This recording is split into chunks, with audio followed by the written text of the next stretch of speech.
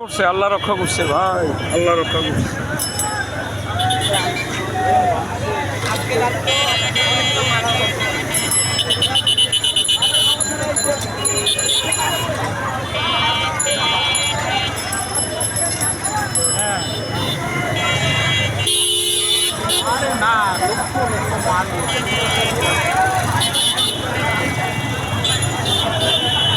জীবন আসতে মানে এখনই তো আমি মহাকাশে প্রধানমন্ত্রীর কাজ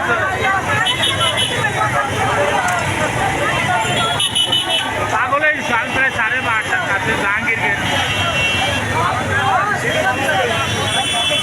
ঠিক আছে, আসো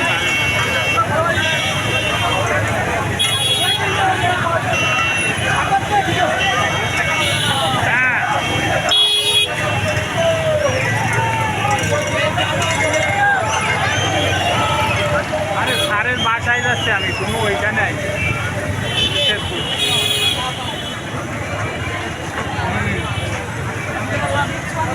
আরেকটা ইয়ান সালাম দিয়ে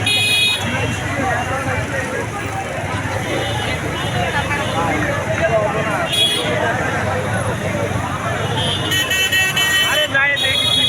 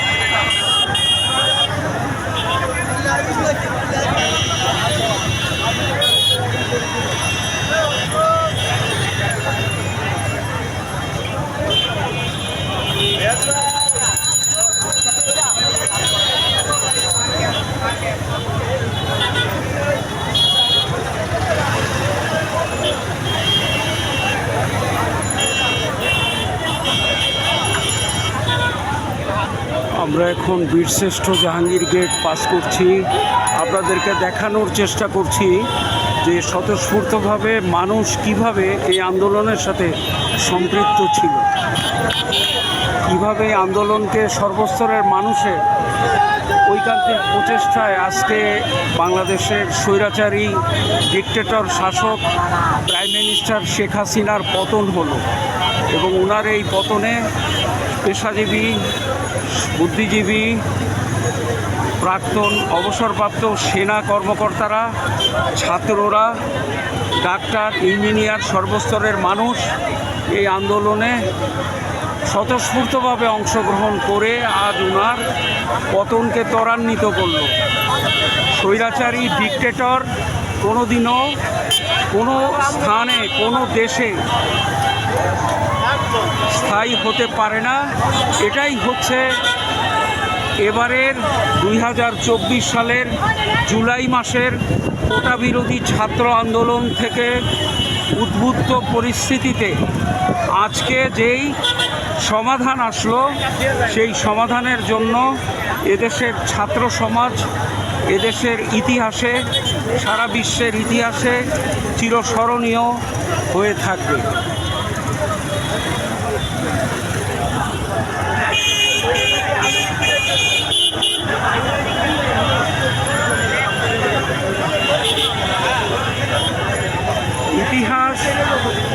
ইতিহাস কাউকে ক্ষমা করে না।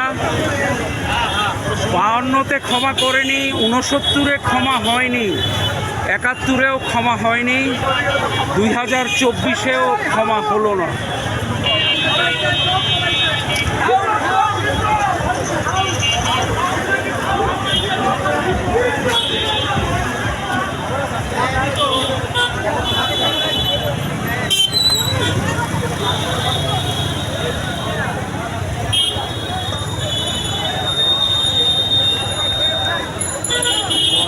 এই যে এগুলা প্রধানমন্ত্রীর কার্যালয়ের চেয়ার, প্লেট,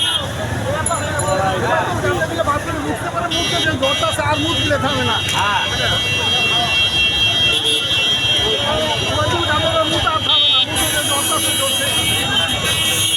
প্রধানমন্ত্রীর কার্যালয়ের কিছু চেয়ার এবং কিছু সরঞ্জামাদি যেটা সাধারণ আন্দোলনকারীরা তাদের হাতে নিয়ে এসছে, যেটা অত্যন্ত স্মরণীয় এবং বরণীয় কিছু অংশ।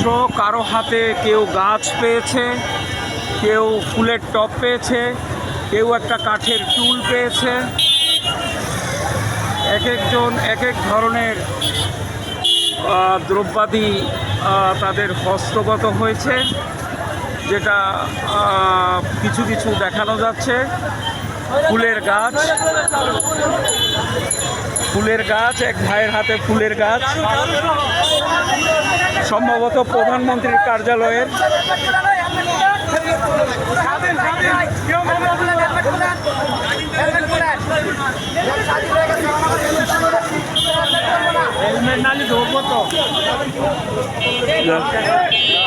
এই বলতোই না, সামনে যাবেন, যান আর একটু সামনে নামলেই হবে।